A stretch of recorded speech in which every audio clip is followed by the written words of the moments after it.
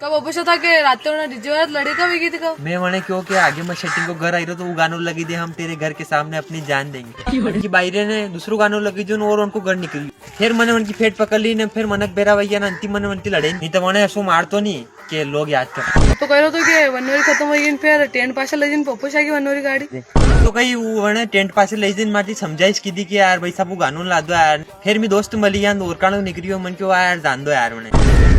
और लोग कही कह रहा कि पामड़ो दारू पीन लड़ाया कर तो कर और सबसे ज्यादा कौन कह रहे हो तो थारो बाप क्या दारू पीन में सोरा की रीत वगाड़ दी अरे घंटा रीत वगाड़ी गई और लोगान के कहता फर रहा कि दारू पीन लगाया अंडे नासा ला गया ने डीजे वाला की दारू पीन फेट पकड़ ली